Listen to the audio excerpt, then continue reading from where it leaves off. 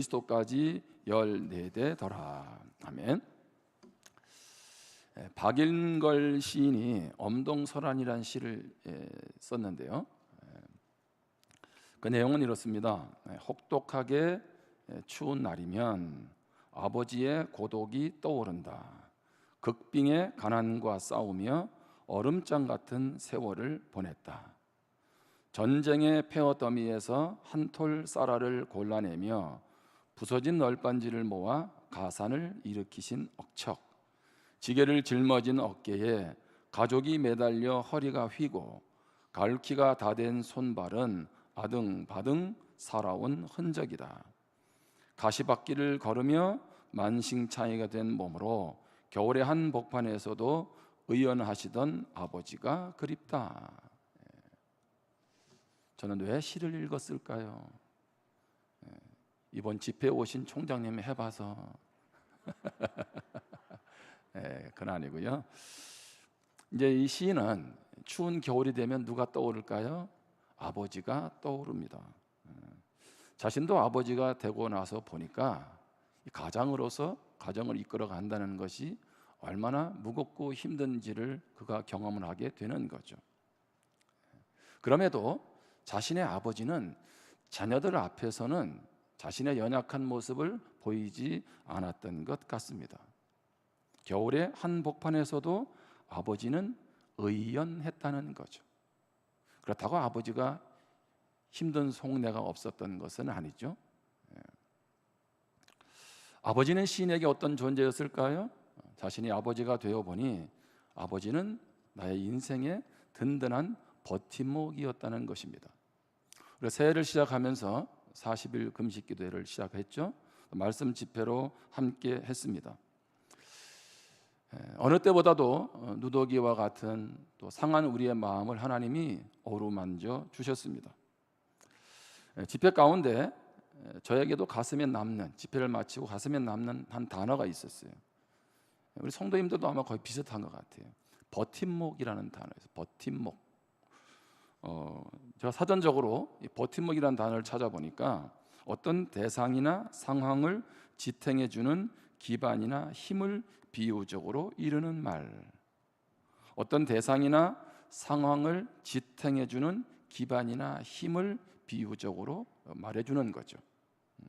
예를 들면 나무를 옮겨 심잖아요. 또 어린 나무를 이렇게 묘목을 심게 되면 그 나무가 비바람에 잘 자라갈 수 있도록 어떻게 합니까?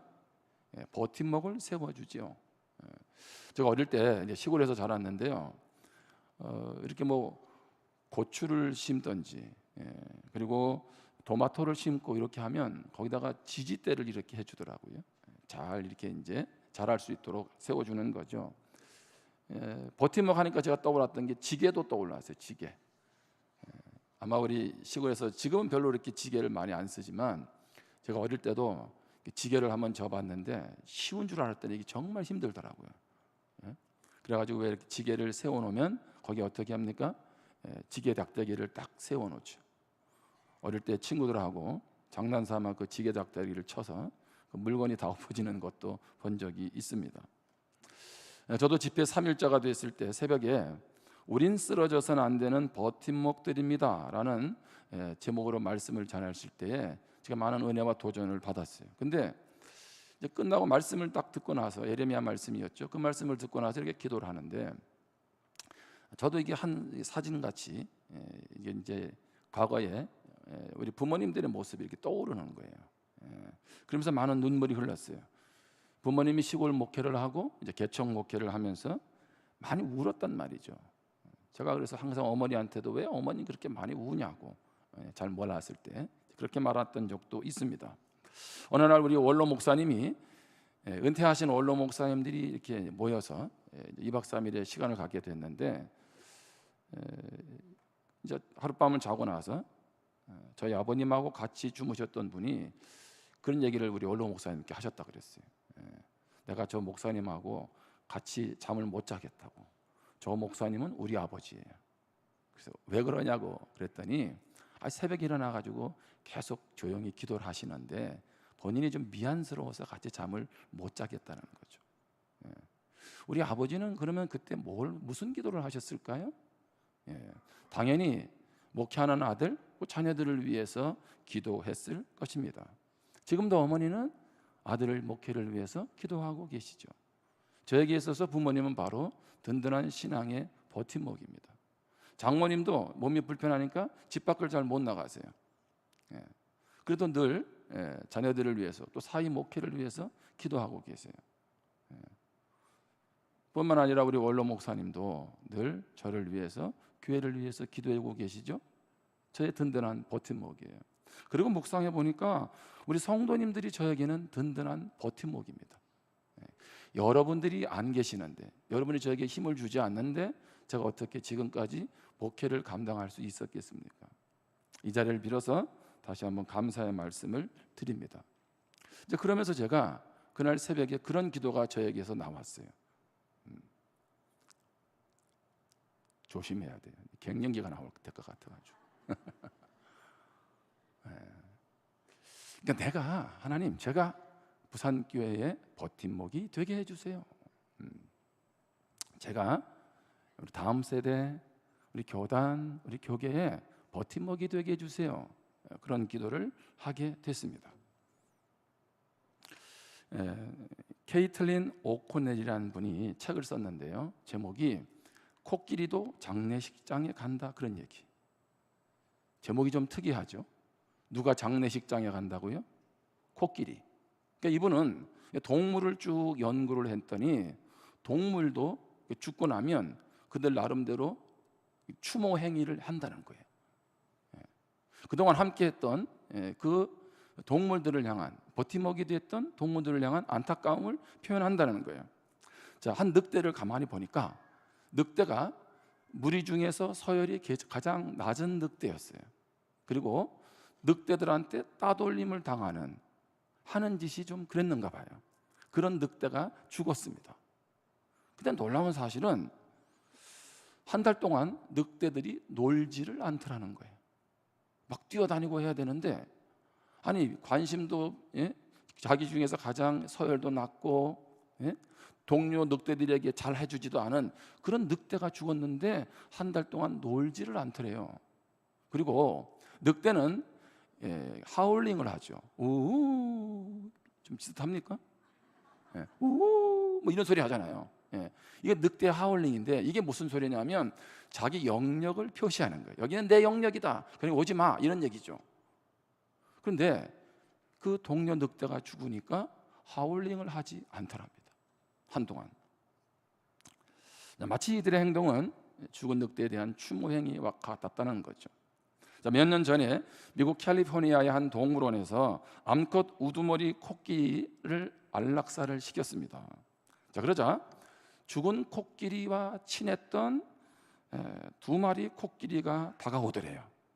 그러면 죽은 코끼리 옆에 와서 냄새를 맡고 자기 코로 친구를 막 이렇게 만지더라는 거예요. 그것으로 끝나는 게 아니라 죽은 코끼리 옆에 두 마리 코끼가 밤새 교대로 와가지고 몸에다가 흙을 뿌려주더라는 거예요. 흙을 뿌려주더라는 거죠. 내가 친하게 지냈던 코끼리가 죽으니까 뭐예요? 아쉬웠겠죠. 나 너무 슬프다는 거죠. 그래서 둘이 교대로 와서 코끼리 위에 흙을 뿌려준 거죠. 제가 설에 한 친구에게 문자를 받았어요. 이 친구는 제가 우리 학사장교 훈련을 받을 때 6개월 동안 영천에서 같이 훈련 받은 친구예요. 문자는 뭐냐면 2월 달에 이제 제대를 한다는 거예요. 감사하죠. 2월 달에 제대를 한다는 건. 왜냐하면 중장이거든. 별 3개로 제대를 해요. 근데 나는 별로 연락을 안 하는데 이 친구는 한 번씩 연락을 하고 소식을 해요. 그럼 왜 이 친구는 저한테 이렇게 연락을 할까요? 우리가 같이 훈련 받을 때 힘들었거든요. 오죽하면 영천을 바라보고는 소변도 안 본다, 이런 말을 했겠어요. 힘들었는데 그때 같이 우리 기독 장교회 서클을 했어요. 그래가지고 같이 예배드리고 같이 힘을 내서 갔던 거죠. 그러니까 그때의 기억이 있으니까 연락을 하는 거예요. 여러분, 남자들은 모이면 무슨 얘기합니까? 축구 얘기하고, 요새는 여자분들도 골 때리는 것 때문에 축구 얘기를 하더라고. 그렇죠? 근데 남자들은 모이면요, 군대 얘기해요. 주로 왜? 힘들었거든요. 훈련 서 있을 때 힘들었어요. 그러니까 뭐가 생긴 거예요? 그때 서로 있을 때 전우회가 생긴 거죠. 자, 군대 훈련, 유격 훈련 같은 경우 얼마나 힘든가요? 혼자는 못 받아, 그렇죠? 근데 옆에 있는 동료가 무엇이 되었어요? 버팀목이 되어서 그 훈련을 이겨낼 수 있었던 거죠. 오늘 제가 이 마태복음에 대한 족보에 대한 설교는 이전에도 한 적이 있습니다. 그래서 제가 이전 설교를 보지 않고 주신 마음으로 다시 묵상을 했어요. 자, 먼저 족보를 간단하게 설명하면 이 족보는요, 예수 그리스도의 오심이 결론입니다. 자, 근데 이 족보는 단순하게 예수님은 그러니까 조상이 누구였고 그래서 그런 가운데 예수님이 태어났다. 그게 족보의 핵심이 아닙니다. 자, 조상들을 통해서 예수 그리스도를 마지막으로 하는 이유는 뭐냐면 예수님은 무엇입니까? 이스라엘에게 약속된 메시아라는 거예요. 어느 날 갑자기 내가 구원자야 라고 해서 오신 분이 아니라는 거죠. 철저하게 하나님의 계획 속에서 약속 가운데 오셨다는 거죠. 그래서 마태의 족보를 왕적인 족보, 왕적인 계보 그렇게 말을 합니다. 왜냐하면 마태는 다윗의 아들로서 솔로몬을 제시하고 난 다음에 7절부터 보면 유다 왕들의 이름을 나열하고 있습니다. 그 말은 무슨 얘기냐면 예수님을 유대인의 왕으로 지금 표현해주고 있는 거죠. 뿐만 아니라 마태복음 족보에는 4명의 여인들이 등장하죠. 왜 이들이 등장할까요? 조금 뒤에 좀 더 나누도록 하겠습니다. 자, 마태복음 1장 16절 17절입니다. 야곱은 마리아의 남편 요셉을 낳았으니 마리아에게서 그리스도라 칭하는 예수가 나시니라. 그런즉 모든 대수가 아브라함부터 다윗까지 14대요 다윗부터 바벨론으로 사로잡혀 갈 때까지 14대요 바벨론으로 사로잡혀간 후부터 그리스도까지 14대더라. 이게 14대씩 이렇게 분리가 돼 있죠. 그러면 그 14대가 딱 맞는 것은 아니에요.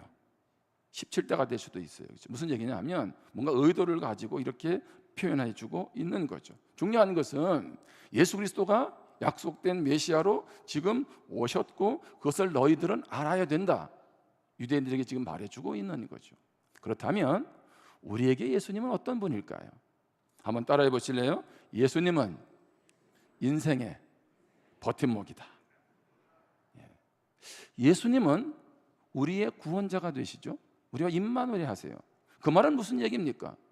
내 인생에 아무리 힘들고 어려운 일이 있어도 무엇이 되실 수 있는 분? 버팀목이 되실 수 있는 분. 자, 창세기에서는 하나님을 구약에서는 하나님을 이렇게 표현하잖아요. 하나님은 반석, 그렇죠? 바위란 말이에요. 꿈쩍도 하지 않는 산, 늘 그 자리에 있잖아요. 요새 적들이 무너뜨릴 수 없는 견고한 성을 말하지 않습니까?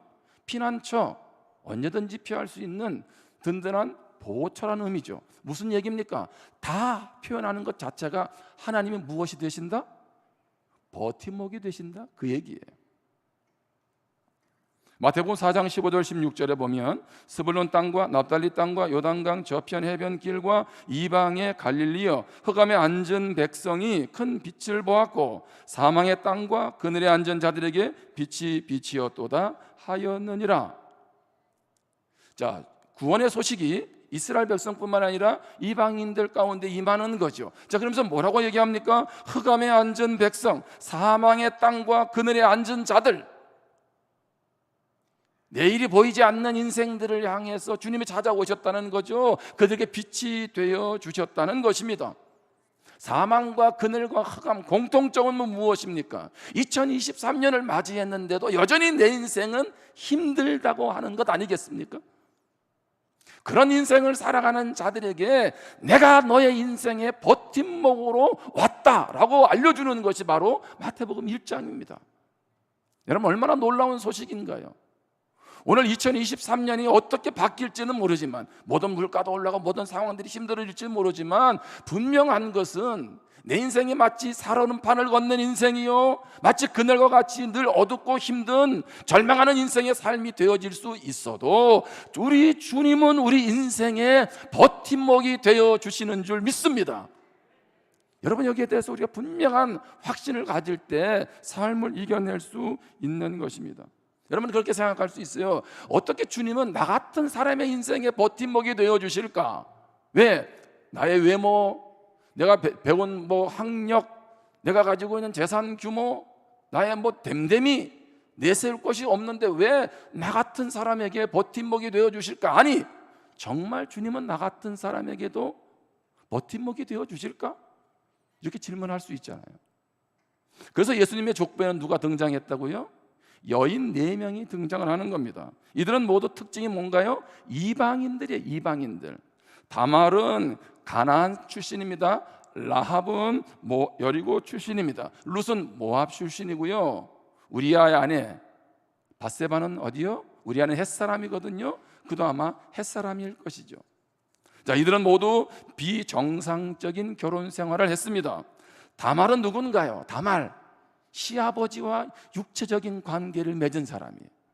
라합은 누군가요? 창기였습니다.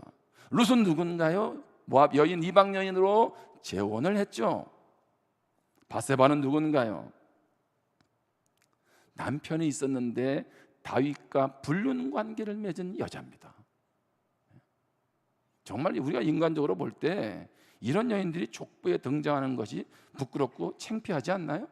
여러분 집안에 이런 사람이 있으면 족보에서 삭제시키려고 하지 않습니까? 무엇을 말하고 있나요? 그러한 우리들도 무엇하셨어요? 주님이 오셔서 하나님의 자녀로 만나 주셨다는 거죠. 찾아와 주셨다는 거죠. 사람들은요, 잘 지내다가도 상대방의 과거의 부끄러운 모습을 알게 되면 상대를 내치기도 하고 멀리하기도 합니다. 자신은 완벽하지 않으면서도 상대방에게는 완벽을 요구합니다. 자신은 거룩을 추구하지 않으면서도 상대방에게는 너는 거룩해야 된다라고 요구합니다. 자신은 상대를 제대로 품지도 못하면서 상대방은 나를 한량없이 품어주기를 기대합니다. 예수님을 만났다는 것은 바로 한계적이고 제한적이고 너무 이기적인 나 같은 사람을 예수님이 받아주셨다는 것입니다. 그러므로 이 예수님은 우리 인생의 든든한 버팀목이 되어주고도 남죠. 누구든지 주님 앞에 갈 수 있는 거예요. 그래서 성경은 보면 죄인들 뿐만 아니라 연약한 자들, 12의 혈루병 앓았던 여인이든지 38년 된 병자였든지, 요한복음 4장에 남편 5번째, 6번째 남편과 살고 있는 여인조차도 주님 앞에 가죠. 주님 앞에서 인생을 새롭게 시작하게 됩니다. 오늘 이 아침에 다시 한번 예수님이 나의 인생의 버팀목임을 깨닫고 확인하는 시간이 되기를 주님의 이름으로 축원합니다. 그렇다면 우리는 예수님이 나의 버팀목이 되신다는 것으로 끝나야 하나요? 아니요. 우리도 누군가의 버팀목이 되어야 합니다. 예수님이 우리의 버팀목이 되어 주셨다는 것은 너만이 아니라는 거죠. 지난주에 우리가 복의 사람이 되었다는 것, 그것은 무슨 얘기입니까? 내가 이제는 축복의 대사, 복의 통로가 되라는 것 아니겠습니까? 다시 말하면 너의 인생에 내가 든든한 버팀목이 되었다면 너는 또 누군가의 버팀목이 되라는 말입니다. 여러분 가수 양희은 씨를 아시죠? 양희은 씨의 어머니가 현재 94세입니다. 치매가 있으세요. 제가 딸하고 대화하는 모습을 봤는데 엄마가 그러더라고요. 자, 엄마가 남편이 일찍 죽었어요. 자, 딸을 셋을 키워야 합니다. 여러분 젊은 날에 혼자 돼서 딸 셋을 키우는 게 얼마나 힘들었겠습니까? 그러면 죽고 싶은 마음이 안 들었겠어요? 근데 엄마가 가수 양희은 씨에게 이렇게 말하더라고요. 너희들 때문에 내가 살았다는 거예요. 셋을 두고 세상을 떠날 수가 없었다는 거죠. 우리가 생각할 때 딸들은 어떻게 했어요? 딸들의 입장에서는 엄마가 든든한 버팀목이었잖아요. 엄마가 있으니까. 그러나 엄마는요, 너희들이 있어서, 딸들이 있어서 힘든 인생길을 걸어올 수 있었다는 것입니다.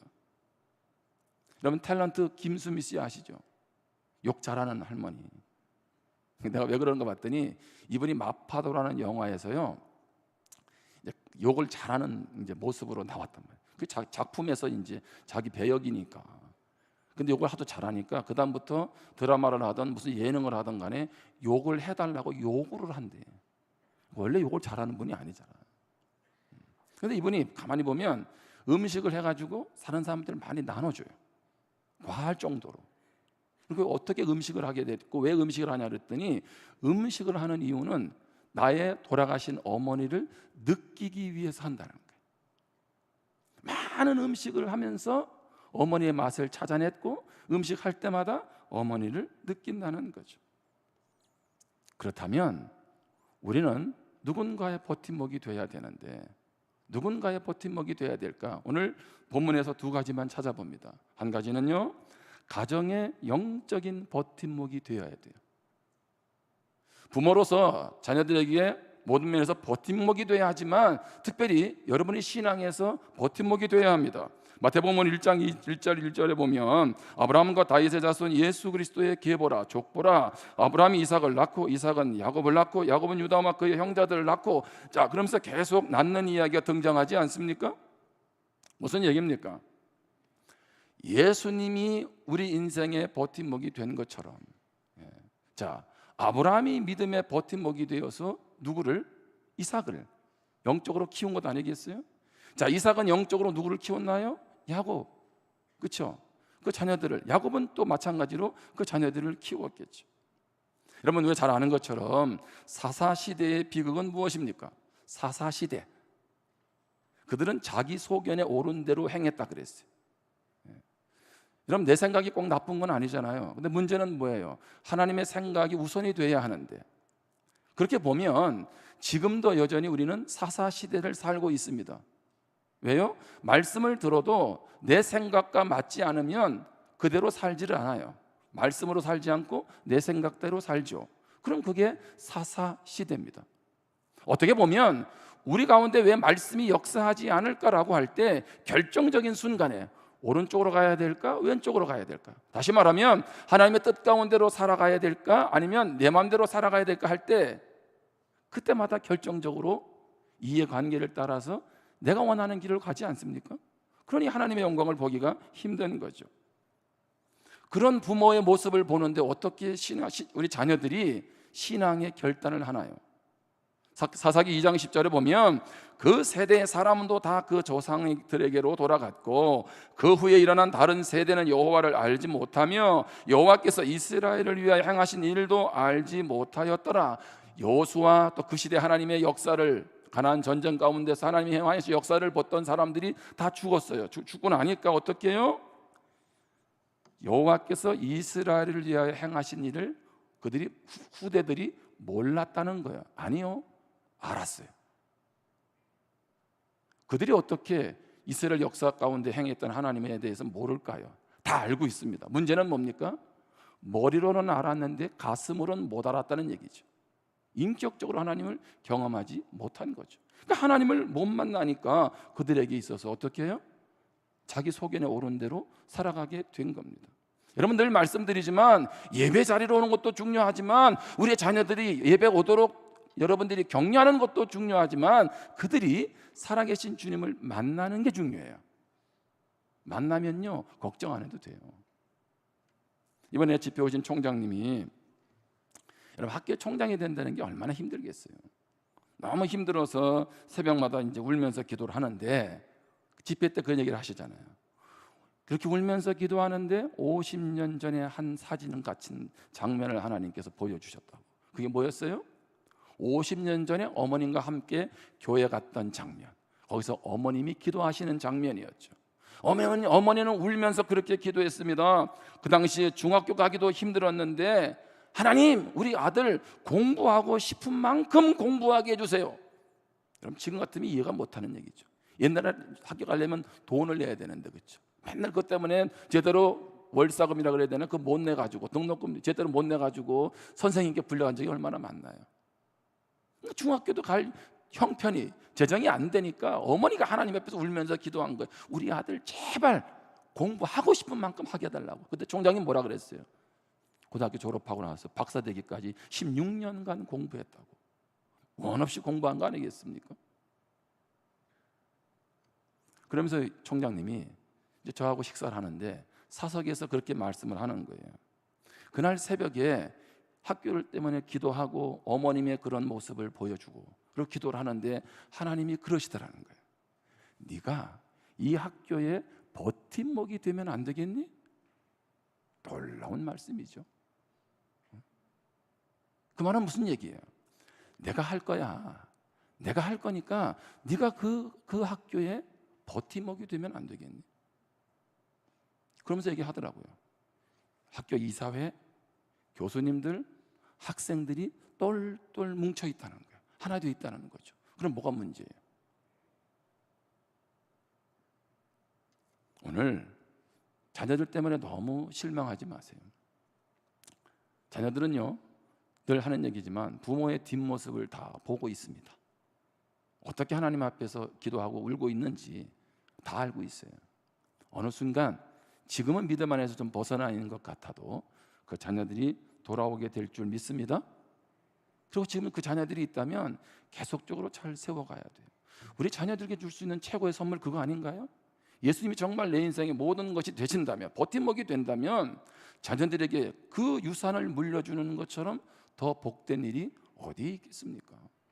돈을 물려주면 형제들이 그것 때문에 싸울 수는 있어도 신앙을 물려줬는데 싸우지는 않잖아요. 두 번째로 우리는요, 세상의 버팀목이 돼야 돼요. 자, 세상에서 버팀목이 된다는 건 두 가지입니다. 하나는요, 세상에서 선한 영향력을 드러내는 겁니다. 그리고 마태복음 5장 말씀에도 봤지만 믿는 우리를 세상의 소금, 세상의 빛이라고 말씀했죠. 성경은 다시 얘기합니다. 성경은 내가 교회의 소금, 교회의 빛이라고 말하지 않았어요. 여러분, 왜 그러면 교회에서는 소금과 빛이 되란 말을 안 하셨을까요? 그 말은 당연하니까. 당연한 거 아니겠어요? 믿는 공동체 안에서 당연히 소금이 되고 빛이 돼야 되죠. 그런데 그것이 너희 공동체 안에서만 머무르지 말고 세상 가운데 나가서 삶의 현장에서 그것을 드러내라는 거죠. 그렇지 않은 소금, 맛 잃은 소금 되는 것 아니겠습니까?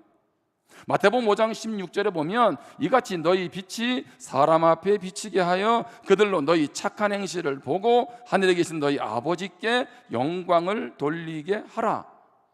자, 소금이 되라, 빛이 되라. 그러면 소금이 되는 것, 빛이 되는 건 어떻게 하는 거야? 라고 할 때 너희의 착한 행실, 이거는 무슨 얘기예요? 의로운 행실, 부끄럽지 않은 행실을 보고 그것을 보고 하나님께 영광을 돌리게 하라는 겁니다.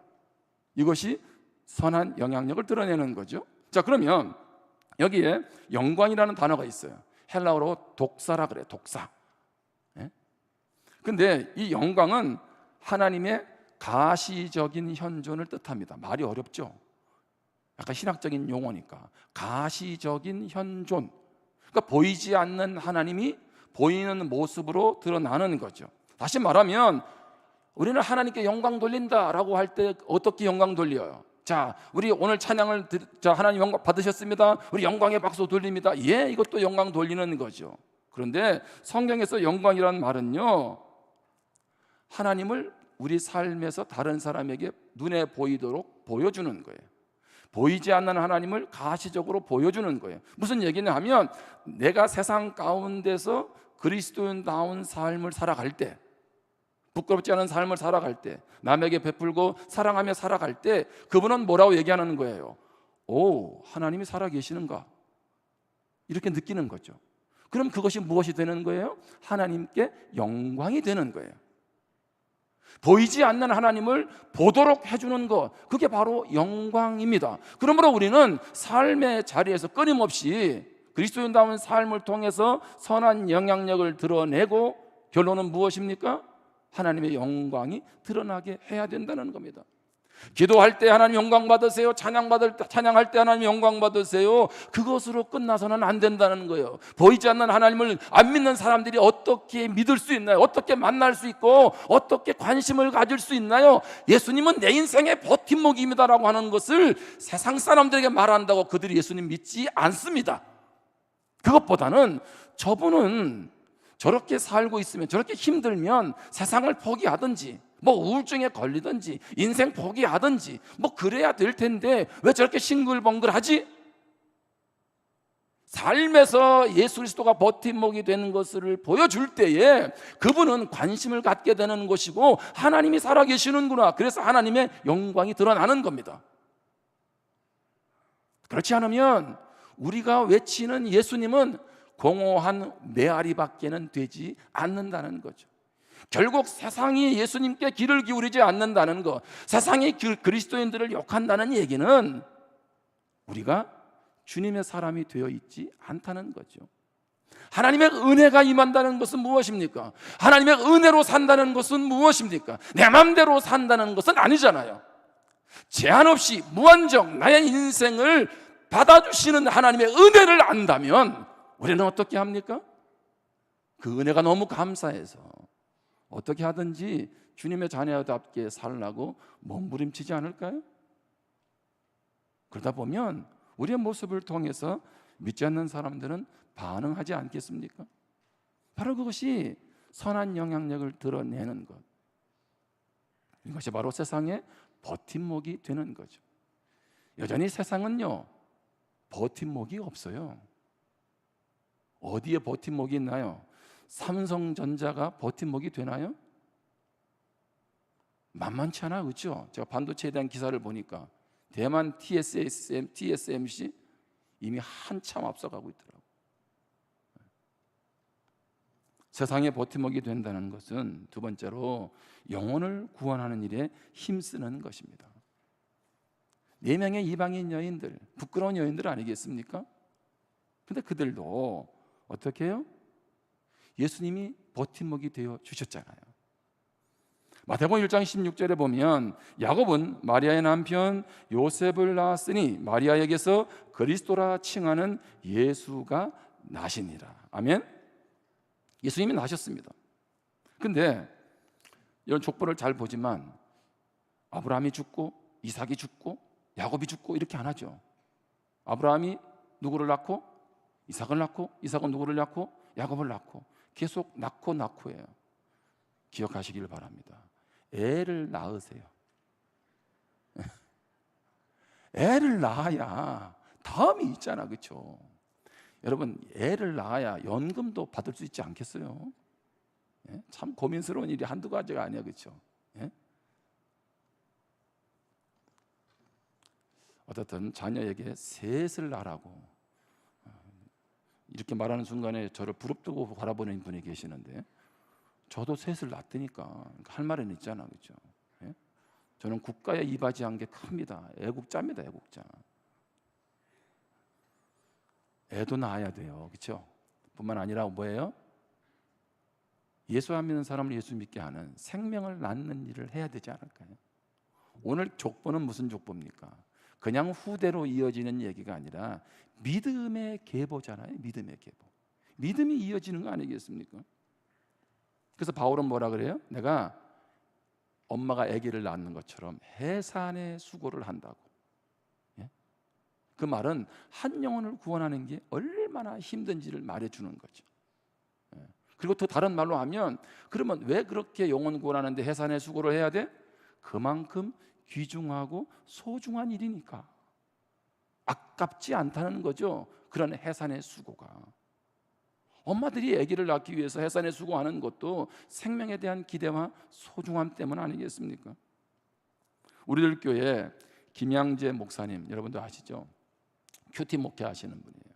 그분이 그런 얘기를 하더라고요. 큐티의 꽃은 뭔가? 여러분 매일 큐티 하시잖아요. 큐티의 꽃은 적용이라는 거예요. 그러니까 말씀을 그날 읽고 묵상하고 하는 이유는 뭐예요? 단순히 지식적인 충족이 아니라 하나님을 만났으면 그렇게 살아가는데 초점이 있다는 거죠. 그러면서 그분이 그런 얘기를 합니다. 그러면 큐티의 결론은 뭐냐?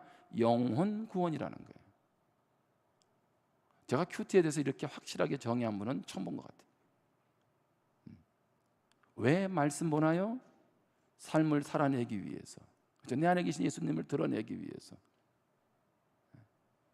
왜 말씀을 봐서 삶을 드러내야 되나요? 그 결론은 무엇입니까? 영혼 구원이죠. 이것만큼 소중하고 귀한 일이 어디에 있겠습니까? 말씀 축제가 끝나고 이제 말씀을 마무리하는데요. 한 성도님이 저한테 문자를 보내왔습니다. 말씀 축제 끝나고 성도들 표정이 올 한 해 276명이 부흥될 것 같아요. 감사도 넘치고요. 자, 이렇게 읽으면 여러분은 뭘 해야 돼요? 아멘을 해야 돼요. 다시 한번 읽을게요. 말씀 축제 끝나고 성도들 표정이 올 한 해 276명이 부흥될 것 같아요. 감사도 넘치고요. 요거는 제가 억지로 시켜서 한 아멘입니다. 자, 한 번 더 하는데 이번에는 마음에서부터 하세요. 말씀 축제 끝나고 성도들 표정이 올 한 해 276명이 부흥될 것 같아요. 감사도 넘치고요. 그러면 왜 이분은 이런 문자를 보냈을까요? 저는 모르는데 강사님이 사도행전 27장으로 집회할 때 말씀을 전하는데 제목이 캄캄한 인생길에서 다시 하늘 사랑에 물들다, 이런 제목이었어요. 그런데 사도행전 27장 37절에 배에 있는 우리의 수는 전부 276명이더라. 이 말씀을 두 번이나 반복하셨대요. 저는 잘 모르겠어요. 그때 두 번이나 반복을 했는데 이 말씀이 우리 집사님 마음에 감동으로 마음에 확 들어온 거죠. 예? 여러분, 이 말씀 우리가 잘 아는 것처럼 로마로 가는 바울이 유라굴로 큰 풍랑을 만나게 되고 모두가 다 죽게 됐잖아요. 그런데 하나님이 바울을 만나주시고 바울을 통해서 그들을 안심시키지 않습니까? 그래서 살아난 사람이 몇 명이에요? 276명. 자, 오늘 설교 제목이 뭐예요? 행 2737. 자, 이런 분이 계세요. 행 2737. 이게 뭐지? 하고 설교 듣는 분이 있었고, 성향상 MBTI를 볼 때 어떤 분은 설교 내내 왜 행 2737 얘기 안 해주는 거야? 이런 분도 계실 것 같아요. 아니면 지난번 강사님 표현으로 설날에 집에 갔는데 누구 만났는데 아쉬웠는데 이걸 어떻게 해결할까 한 바퀴 돌고, 또 설교가 조금 길어지니까 또 한 바퀴 도는데 오늘 점심도 없고 우리 셀에서 누가 밥을 낼까 한 바퀴 돌고, 그래도 설교가 안 끝나니까 또 한 바퀴 도는데 설교 끝나고 어디로 빨리 갈까, 이렇게 지금 이분의 마음에 이게 와닿은 거죠. 그래서 이분이 결단을 했대요. 이제 자기가 접하는 사람들마다 올 한 해는 부산 침례교회로 가자고 전도하겠다는 거예요. 못 데려오긴 하더라도 전도를 하겠다는 거죠. 그런데 제가 그 문자를 봤는데 저에게 뭐가 왔겠어요? 감동이 왔겠죠. 감동이 와서 제가 이제 사도행전 27장 37절을 이제 실현하려고 하는 거예요. 올해 제가 한 번도 그런 목표를 세운 적이 없는데 올해 전도 목표는 몇 명이에요? 276명. 어려워요? 우리가 한 명씩만 해도 그렇죠. 자, 이제 이거 꺼내세요. 이게 언제 써먹나 했죠. 이제 나와시. 이거다. 자, 주보에서 꺼내세요. 자, 맨 앞 페이지에 보면 행 2737 구원자 리스트가 있습니다. 쉰들러 리스트. 자, 행 2737 이제 아시겠죠? 사도행 20장 37절 넘어갑니다. 가운데 거기 딱 보면 자, 무슨 사람이 있습니까? 기도하는 사람. 거기다 쓰시는 거예요. 내가 이제 전도해야 될 사람, 그를 위해서 기도해야 되잖아요. 그러니까 거기다가 이름을 쓰세요. 두 번째는 뭐예요? 그 사람이 우리 교회에 한번 왔어. 초대대에 왔으면 거기다가 동그라미를 치면 돼요. 동그라미. 그리고 그 사람이 드디어 예수님을 영접했어요. 그럼 거기다가 동그라미를 치면 되는 겁니다. 너무 어렵나요? 쉽죠? 기도하는 사람에다가 전도 대상자 이름을 쓰고 계속 기도하는 거죠. 전도하는 거예요. 그리고 어떻게 해요? 두 번째, 그가 우리 교회 왔으면, 초대대에 왔으면 동그라미. 그가 드디어 구원받았으면 구원받은 사람의 동그라미를 치세요. 이 번호가 몇 번까지 있어요? 35번까지. 이건 무슨 얘기냐 하면 여러분들이 한 해 동안 끝내지 말고 이거를 이제 성경책에다 쫙 집어넣으시든지 아니면 내가 잘 보이는 데다가 두고 기도를 하시라는 거예요. 기도를. 그래서 도톰하게 만들었습니다. 요거는 책갈피로 쓰라는 게 아니에요. 이제 여러분들이 이렇게 해서 이제 무엇 하는 겁니까? 영혼을 위해서 기도하고 찾아가는 거죠.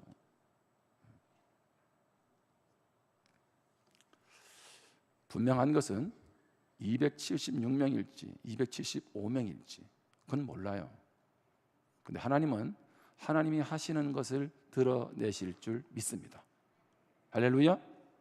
오늘 우리는 그렇게 달려가야 합니다. 예수님이 우리의 인생의 버팀목입니다. 이것처럼 우리에게 큰 축복이 어디 있을까요?